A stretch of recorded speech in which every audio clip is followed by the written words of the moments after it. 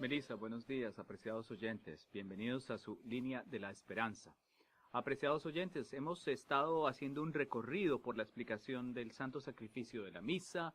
Ya este será nuestro tercer programa y nos acercamos al momento culmen, al momento determinante y al momento más significativo de nuestro crecer y nuestro caminar en la fe, que es el sacrificio máximo de la consagración del pan, del vino, que se transformarán en el cuerpo y la sangre de nuestro Señor Jesucristo.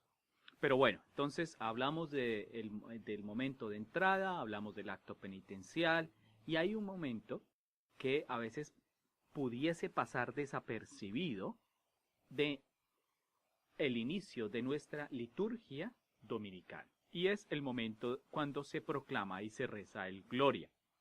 A quienes nos están escuchando en este momento y quienes nos han frecuentado en la celebración de la misa, les quiero contar que primero se canta o se dice el himno de gloria.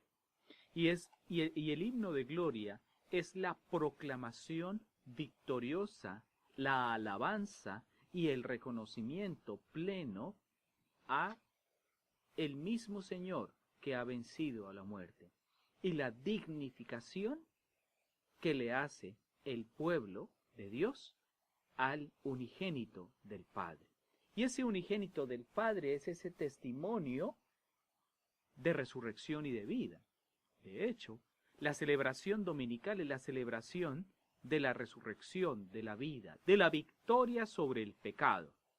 ¿Cómo no menos que glorificar, alabar y bendecir y proclamar la buena noticia de que Dios está en medio de nosotros? Y es que sin lugar a dudas, apreciados oyentes, nosotros hemos quizás subestimado y desestimado ese momento tan sublime de alabar y glorificar a Dios. Entonces, primero que todo es que el Gloria es un canto antiguo de aclamación y a la vez de súplica. Aclamar significa alabar, bendecir, proclamar, alegrarse. Es también el acto en que el alma expresa a través de la voz esa plenificación, esa satisfacción, ese gozo interior, esa alegría profunda que provoca la presencia de Dios. Pero también al ser suplicante es que imploramos que semejante tamaño, bondad, caridad y expresión de amor también la necesitamos con nosotros y también recurrimos para nuestra sanación, para nuestra liberación, para nuestro cuidado, para nuestra atención. Y se hace los domingos, fuera del tiempo de Adviento o Cuaresma, y en celebraciones solemnes con asistencia especial del pueblo. Y comienza con las palabras del ángel en Belén. Y es que esta semana es muy linda, apreciados oyentes. Los 2 últimos días del mes de septiembre muestran el día 29 de septiembre, es la fiesta de los arcángeles San Miguel, San Rafael y San Gabriel. El día 30 es la celebración de San Jerónimo, quien hizo la traducción de la Biblia y quien a través de la proclamación de la buena noticia y su estudio riguroso de la Biblia, hoy tenemos diversas traducciones provenientes de la inspiración de Dios a través de las Sagradas Escrituras. Y hoy tenemos a Santa Teresa de Jesús. Y como si fuera poco, mañana tenemos a los ángeles custodios. Entonces miren esta relación tan bonita. Este es un canto que es proclamado o que se inicia mejor con la visita del ángel a la Santísima Virgen María. Y es una forma tan hermosa y tan fuerte, ¿sí? Entonces por eso las palabras de este ángel en Belén es ese anuncio tan maravilloso. Gloria a Dios en el cielo. Gloria a Dios en el cielo. Y aquí viene una explicación litúrgica también. ¿Qué ocurre o cuál es el significado o por qué la iglesia enciende incienso al inicio de la misa, en el momento del ofertorio? ¿Qué significa ese incienso? Es decir, que esos aromas dulces y agradables que se encienden bajo la bendición del celebrante, en este caso del sacerdote, y van ascendiendo, alaban y glorifican a Dios y muestran que su presencia es única, perfecta e indisoluble, y es solo a Él, asciende el incienso para alabar a un Dios vivo, para un Dios misericordioso y amado. Gracias por quedarse con nosotros. Y a siguiente dice, sigue con una estrofa dirigida a Dios Padre como Señor, Rey del cielo y omnipotente. Y aquí habla entonces del carácter soberano y reinante del Padre, quien se goza, quien se congrata en la presencia de su Hijo, y rodeado de la corte celestial, rodeado de los santos, de los arcángeles, rodeado totalmente de la bondad, el esplendor y la belleza de quienes por voluntad del Padre han aceptado la misión de su amado Hijo, nuestro Señor Jesucristo. Y asimismo es la omnipotencia, es decir que no es solo la belleza, no es solo el glamour espiritual, si me permiten utilizar esa expresión, sino aún más es la omnipotencia. Y esa omnipotencia de Dios es que es la expresión más máxima de quien da origen al poder, quien es el poder en sí mismo, quien es la esencia en sí mismo. Y eso es fundamentalmente el reconocimiento de la criatura creada por el Creador, por el Omnipotente, por quien todo lo puede, diría San Agustín. Y luego continúa con una segunda estrofa dirigida a Dios Hijo, al que llama Señor, Cordero de Dios, Hijo del Padre. El Dios Hijo, es decir, la segunda persona de la Santísima Trinidad, que nos va mostrando que quien en obediencia y por voluntad divina acepta la misión encomendada por el Padre. Y como Señor, se llama Señor, y es que esta frase es muy hermosa, ¿no? Es el Cordero de Dios. Y ese mismo Cordero es el que se va a inmolar, se va a sacrificar para la redención del mundo en el altar. Tamaña expresión. ¿Cómo no glorificar a quien vino a redimirnos, a quien vino a entregarse? Y la entrega es voluntaria, incondicional, pero con un adjetivo contundente: amorosa. Amorosa, amorosa. El amor de Dios frente al sacrificio de su amado Hijo, nuestro Señor Jesucristo, y el amor entrañable a esa obediencia y a esa voluntad perfecta es lo que a ustedes y yo nos permite alcanzar el ser redimidos por Cristo y redimidos por tamaño presencia. Y porque, por supuesto, es el Hijo del Padre. Es decir, que resalta su señorío, su carácter redentor y su filiación natural divina. Entonces, no es el Hijo por el Hijo y porque el Hijo es meritorio en sí mismo, no, sino que hay una intimidad amorosa, obediente y divina que los mantiene unidos. Y concluye con una glorificación a Cristo, al Espíritu Santo y al Padre. Y eso es el gloria.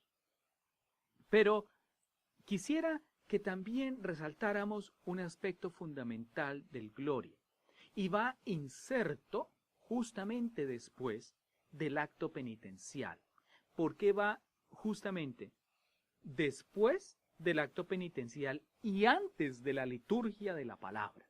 Y va después del acto penitencial, porque es que después de que nos reconocemos, como que después de que ponemos en orden nuestro corazón y nuestra alma, como que todo vuelve al estado de la pureza, de la transparencia, alabamos a Dios por semejante tamaño de ejemplo de bondad y de misericordia que ha sido expresada. Por eso lo alabamos en el gloria.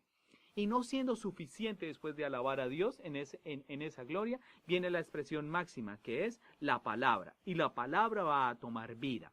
Y cuando hablamos de que la palabra va a tomar vida, entramos en una parte denominada dentro de la estructura de la misa que se llama la liturgia de la palabra. Y en esa liturgia de la palabra es el momento en que la palabra toma vida y habita entre nosotros, cuando se encarna la palabra en el mismo Señor. Y es fundamentalmente una manera como se logra consolidar de que en la celebración de la Santa Misa, ciertamente el sacrificio es el hecho central, pero la palabra es la que alimenta.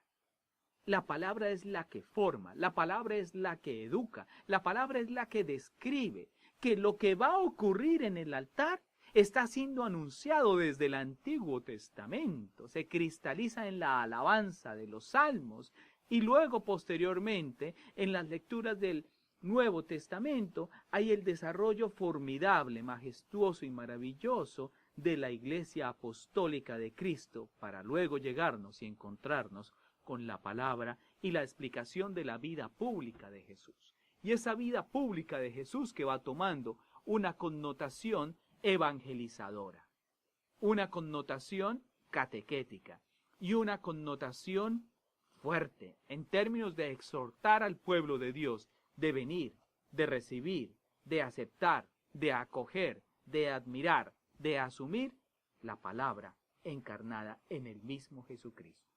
Y entonces, esa liturgia de la palabra, como lo mencionaba, está dividida en 4 secciones. La primera sección es la primera lectura que generalmente hace referencia al Antiguo Testamento. La segunda sección hace referencia a la proclamación de los cantos alegóricos o salutaciones propias de los salmos. La tercera, hace parte al Nuevo Testamento, que son o las cartas de San Pablo o las cartas que aparecen después de los 4 evangelios en la ubicación de las Sagradas Escrituras. Y por último, por supuesto, la proclamación del evangelio, que puede ser de San Marcos, San Juan, San Mateo o San Lucas respectivamente. ¿Por qué entonces hay una lectura del Antiguo Testamento? ¿Qué pasa ahí en una lectura del Antiguo Testamento? Pues el Antiguo Testamento nos viene a enriquecer con esa misión que desde tiempo atrás, y si me permiten utilizar una expresión bastante catequética, desde tiempos proféticos, es anunciado. Y es que en esta parte de la misa escuchamos la proclamación de la palabra de Dios. Es Cristo mismo quien la realiza, ya que la palabra de Dios se encarna, es decir, toma forma. La única palabra que resuena en el Antiguo y en el Nuevo Testamento. Y cuando decimos que resuena en el Antiguo y en el Nuevo Testamento, es porque hace referencia fundamental a inspiración divina. A inspiración divina, es decir, la afluencia, el escenario y la presencia del dulce huésped del alma, el Espíritu Santo, el Espíritu inspirador. Se lee una selección de textos de la Sagrada Escritura, tanto del Antiguo como del Nuevo Testamento. No es una evocación de palabras pronunciadas en el pasado. Y esto aquí hay que hacerle un especial momento de reflexión. ¿Por qué? No, pero es que esa historia ocurrió en el pasado, eso solo ocurrió por allá lejos de nuestra tierra, no tiene que ver con nosotros y demás. No, apreciados oyentes. El Antiguo Testamento representa el peregrinar de un pueblo, el caminar de un pueblo, ávido, necesitado, sediento de un Dios compasivo, amoroso y misericordioso. El Antiguo Testamento es ese certero y definitivo lugar en el que Dios ha venido educando y preparando a su pueblo, no solo para llegar a la tierra prometida, no solo para anunciarles el lugar en el que se va a consolidar su pueblo, sino también para educarlo, sino también para mostrarle la realidad de ese peregrinar. Y es que ese Antiguo Testamento hace también referencia a nuestro peregrinar en la fe.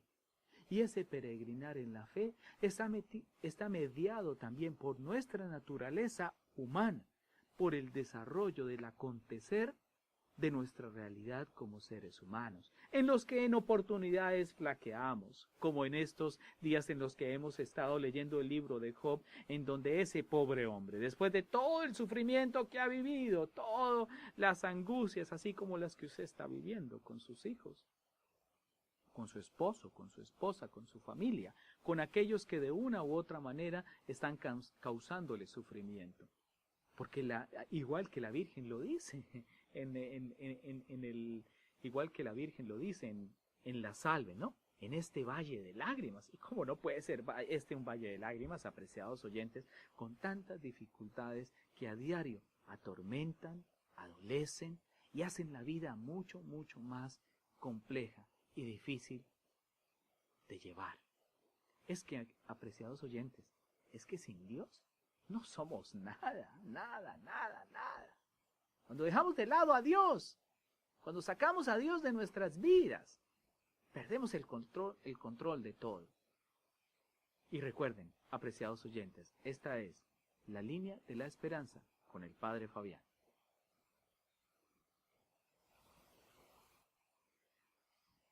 Para aquellos oyentes que hasta ahora están conectándose en nuestro programa, los coloco en contexto. Este es su programa, Línea de la Esperanza, y estamos explicando la misa y estamos en la parte que hace referencia a la liturgia de la palabra. Y esa liturgia de la palabra está compuesta por 4 momentos y estamos explicando su primer momento, que es del Antiguo Testamento. Pero también lo que usted escucha, lo que usted está escuchando de música de fondo, es el canto gregoriano del monasterio de Santo Domingo de los Silos en España. El canto gregoriano tiene una vibración especial y particular que brota del espíritu que contempla. Y es que va muy acorde con nuestro programa hoy. ¿A qué me refiero? A que los acordes del alma, unidos a los acordes de las voces, tonifican la palabra que va dirigida al Altísimo, la palabra que se dirige al Creador, la palabra que se dirige al autor de la vida misma, a la esencia santificante, lo llamaría Santo Tomás de Aquino en la Suma Teológica. Y es que uno de los reclamos que personas que quizás no cuentan con la educación y la formación acerca de las Sagradas Escrituras dicen, pero eso solo son historia lo que se habla en el Antiguo Testamento, es una memoria de cosas que han pasado. Y, apreciados oyentes, quisiera hacer una claridad aquí, y es que es una memoria que actualiza lo que se recuerda.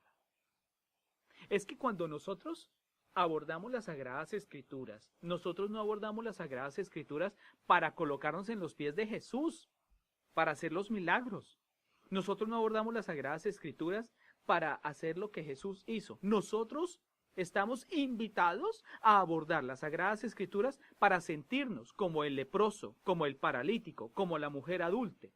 Y cuando abordamos las Escrituras desde esa perspectiva, entendemos que quien sana, que quien inspira, que quien consuela, que quien llama y que quien atiende es Jesús. Y eso tiene una marcada representación al escuchar las Sagradas Escrituras, ¿cierto? Entonces, habla, Señor, que tu siervo escucha. ¿Qué quieres de mí? ¿Me llamas, Señor? ¿Me llamas, Señor? Apacienta mis ovejas. Apacienta mis ovejas. Tu fe te ha salvado, dice, ¿no? Entonces, son como las múltiples respuestas del Señor en diversos pasajes de las Sagradas Escrituras.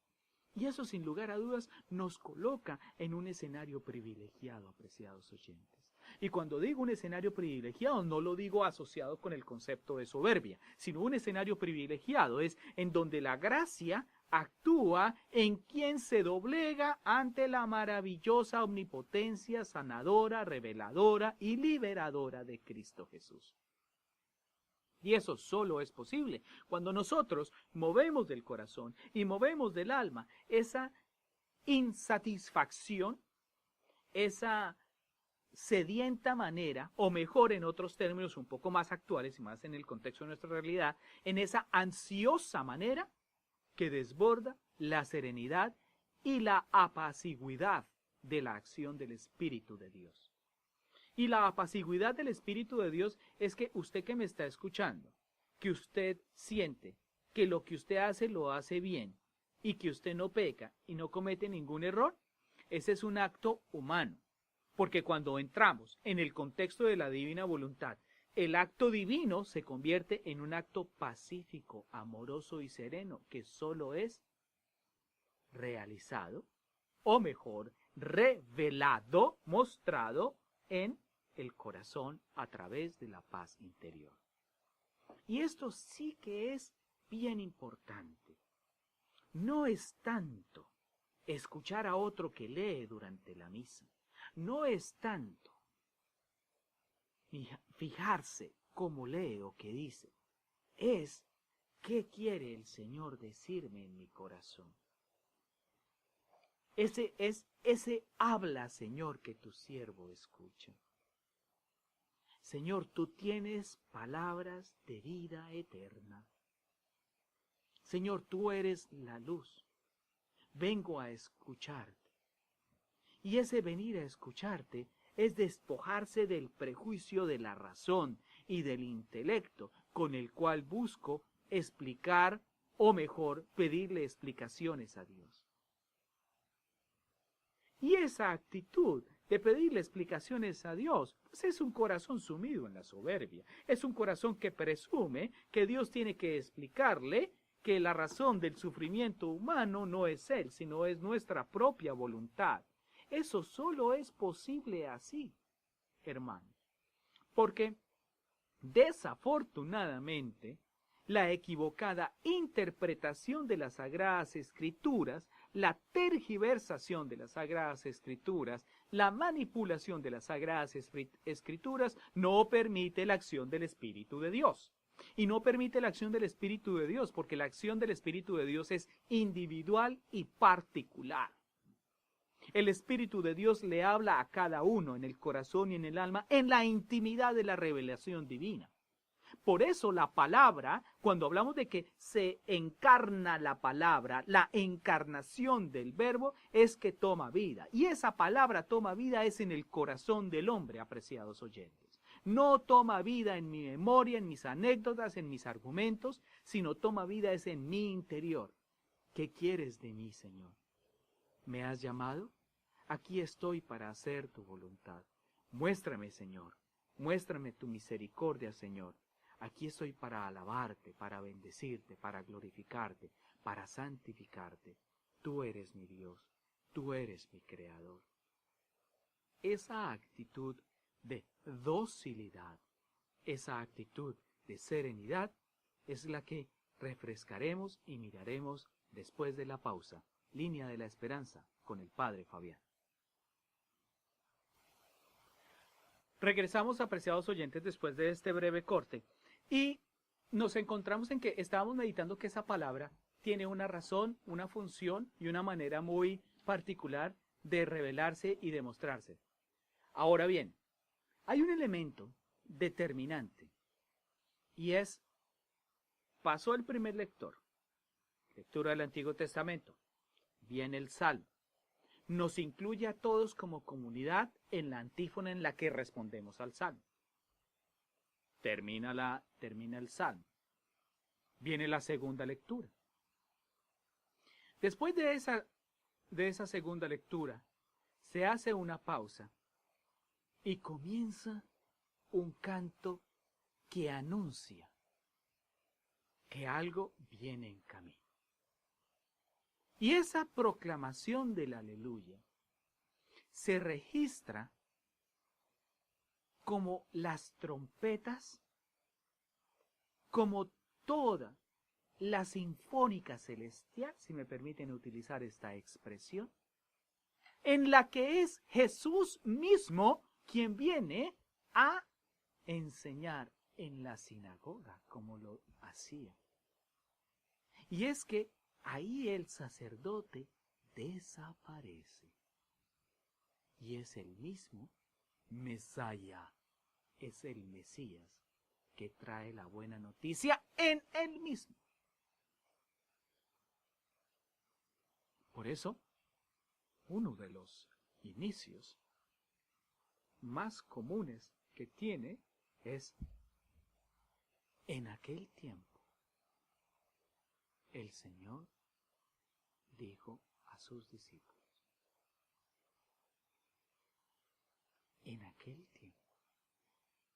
Y ese en aquel tiempo, en el lenguaje gramatical, en el lenguaje de la narrativa, en el lenguaje de la verbalización, es la manera dulce y sutil como un padre cuida de sus hijos y los va llevando de la mano para contarles no una fábula un cuento, sino una realidad que sigue siendo presente y viva hoy.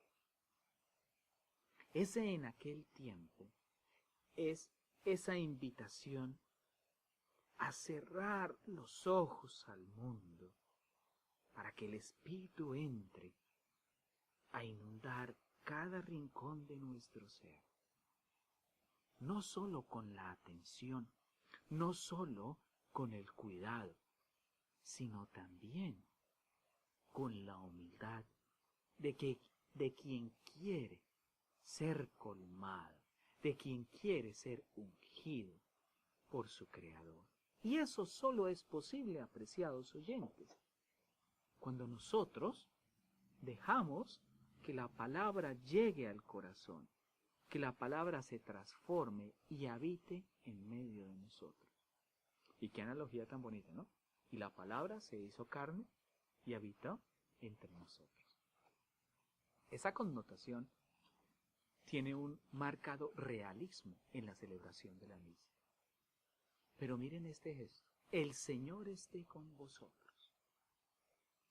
El Señor esté con vosotros, esa expresión con las manos extendidas en las que el sacerdote invita a la asamblea de que no es Él el que va a hablar, de que no es Él el que va a ser el protagonista, de que no es Él el que tiene que decir algo, sino es el Señor mismo. El Señor esté con ustedes y con su espíritu. Y a renglón seguido, el sacerdote dirige su mano derecha sobre el libro de los evangelios y dice: lectura del Santo Evangelio según San Mateo, San Marcos, San Lucas, San Juan, y signa la cruz.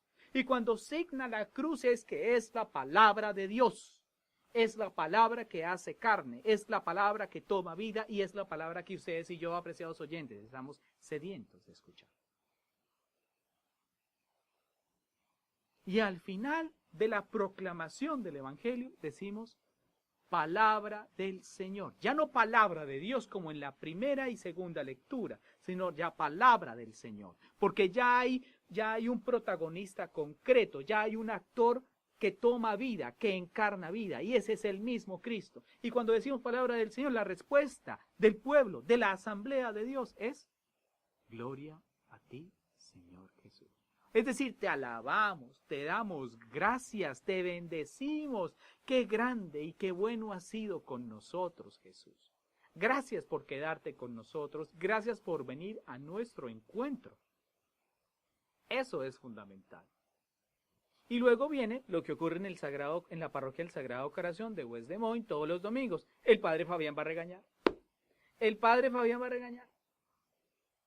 Y es que la homilía, apreciados oyentes, la homilía no es la labor de un cirujano, ¿cierto? Yo recuerdo que tenía un compañero en la universidad que cuando teníamos clases de neuropsicología decía, no le llamaba al profesor por su nombre, sino le llamaba el cirujano. Entonces cuando lo llamaba el cirujano le decía, ahí llegó el cirujano. Yo le decía: ala, ¿y por qué le llamas el cirujano? ¿Usted por qué le llama cirujano al profesor? Dice: es que primero nos duerme y después nos raja.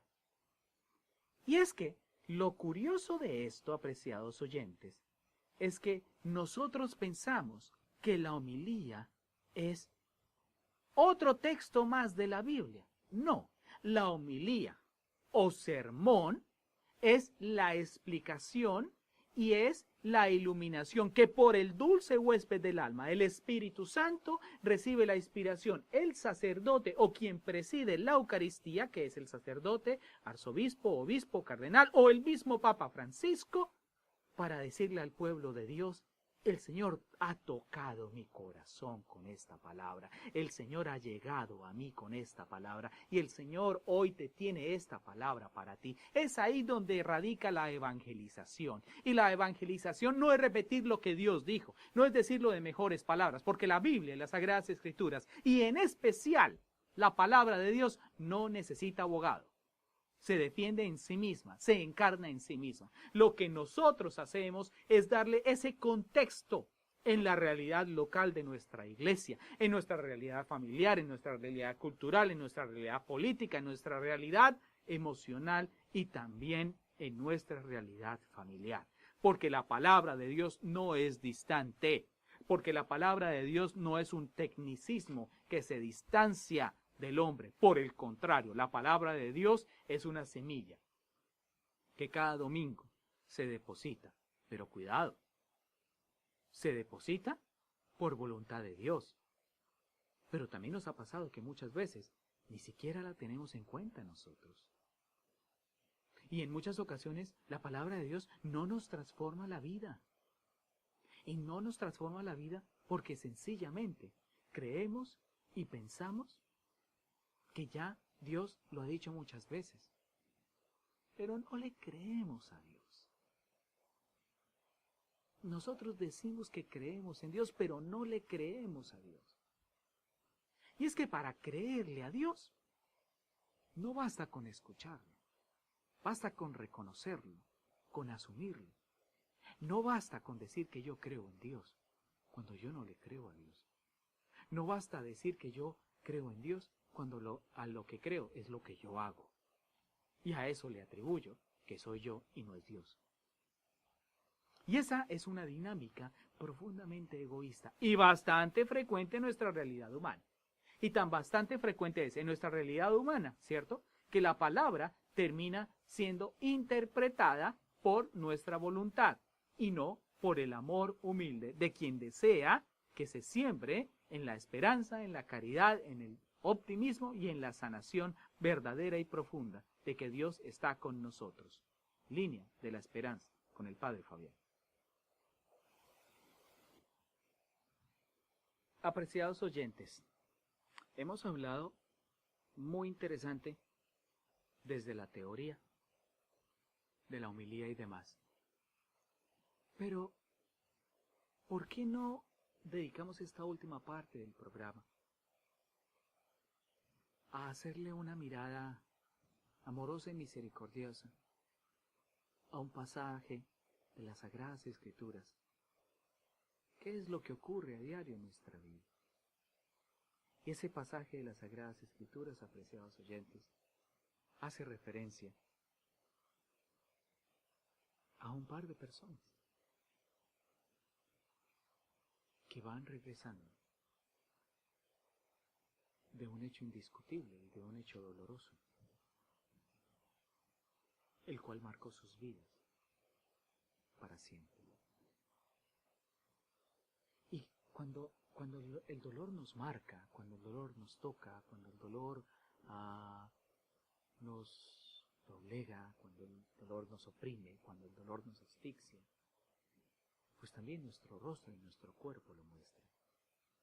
Y nuestro rostro y nuestro cuerpo lo muestran haciéndonos perder el carácter radiante y el carácter maravilloso de la libertad de ser hijos de Dios. Y este par de personajes van caminando hacia las afueras de Jerusalén y se dirigen a una población cercana que se llama Emaús. Y en esa población cercana de Emaús, durante ese camino siguen preguntando, ¿pero por qué fue posible esto? ¿Cómo puede llegar nuestro odio que todavía se perpetúa en nuestro tiempo de que sigamos crucificando a Jesús? Que sigamos causando la muerte de Jesús. Y cuando digo causando la muerte de Jesús, hago concreta referencia al pecado. Y cuando hago ser cómplices de la muerte de Jesús, es porque también mi pecado condena a Jesús. Y cuando hago referencia a que soy cómplice, es que mi pecado también alienta el odio. Mi pecado alienta la desesperación. Y mi pecado alienta el ejercicio de la injusticia y por ende la muerte. Pero de repente, este par de caballeros aparece una sorpresa de un desconocido. ¿Y qué es? A su vez, un gran desconocido. Y ese gran desconocido interroga, como lo hace en nuestra vida ese gran desconocido. Y ese gran desconocido al interrogar hace una explicación, y más que una explicación, hace una pregunta. ¿Y ustedes? ¿Por qué están tristes?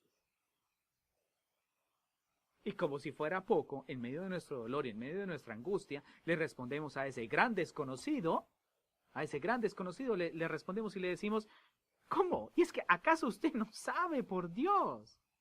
¿Acaso usted no sabe lo que pasó en Jerusalén? ¿Acaso usted no sabe que lo juzgaron, lo maltrataron, lo golpearon, lo condenaron y fue asesinado en la cruz? ¿Pero quién? Pregunta el gran desconocido. Y el gran desconocido resulta explicando que en medio de su sorpresa y la sorpresa del rostro de quienes interrogan ¿por qué usted no sabe qué fue lo que pasó en Jerusalén? Un interrogante rompe aún más esta intriga. Pues de Jesús de Nazaret estamos hablando. El que era un profeta de palabra, como lo dice la liturgia de la palabra que acabamos de decirlo, pero también un profeta de obra. Es decir, la palabra y la acción unidas en un solo hombre llamado Jesús. Y después de esto, comienza un diálogo profundo, en el que hace referencia a nuestra liturgia de la palabra de hoy, en la misma explicación. Comienza a explicarles las Sagradas Escrituras desde el Antiguo Testamento. Y pasó por el libro del Génesis, pasó por los profetas, pasó por los salmos y fue caminando con ellos, caminando con ellos. Y en eso aparece una realidad. Y la realidad es que la tarde llega, el atardecer cae, el sol anuncia que se debe resguardar en la noche. Y entonces, después de tamaña conversación que viajan en el tiempo y en la historia, el Señor describe de una manera sobrenatural lo que está aconteciendo. Y en ese instante, apreciados oyentes, el gran desconocido dice, creo que hasta aquí los acompaño. Y ese hasta aquí los acompaño, ¿saben cómo se representa en este pasaje de los discípulos de Emaús? Él hace la seña de que se va a alejar. Y al hacer la seña de que se va a alejar, le dicen, no, espere, gran desconocido, porque es que eso que usted está diciendo ha tocado mi corazón. Y además, el sol se va a resguardar y va a salir la noche. ¿Por qué no se queda con nosotros a comer? ¿Por qué no se queda con nosotros a descansar? Y ese gran desconocido vuelve y le dice a usted, los amigos, con la palabra de Dios, que se acerque a él, que lo busque, que lo acoja, que lo acepte. Y ese gran desconocido dice, sí quiero. Y quiero estar contigo porque tú me has invitado. Y se prepara el altar, se prepara la mesa. Y ese gran desconocido pasa de ser el anónimo al protagonista. Pasa de ser el gran desconocido al gran conocido. Y la Escritura relata de una manera formidable, maravillosa y espectacular que este par de amigos lo reconocieron al partir el pan. Y al reconocerlo al partir el pan, surge lo que después de la liturgia de la palabra, en nuestros próximos programas le dedicaremos a lo que llamaremos la liturgia de la Eucaristía. la liturgia eucarística, la acción de gracias. Y después de reconocerlo, hay un diálogo entre los dos amigos que se dicen el uno al otro: oye, ¿y es que acaso, cuando él hablaba, no nos ardía el corazón? Usted que me está escuchando, el pasado domingo, cuando están haciendo las lecturas del primero, la primera lectura, la segunda lectura, el Salmo y el Evangelio, ¿también sentías el ardor en el corazón? ¿También estaba latiendo el corazón de dicha, de amor, de alegría y de gracia como en estos apóstoles? Porque es que eso hace el corazón en la misa, durante la liturgia de la palabra. Prepara el corazón con un gozo indescriptible, con una fascinación absoluta y con una perfección amorosa de quien solo es capaz de hacerlo como Padre verdadero, como Padre sincero, como Padre honesto y Padre incondicionalmente amoroso a su criatura perfecta, a pesar de que sea pecadora.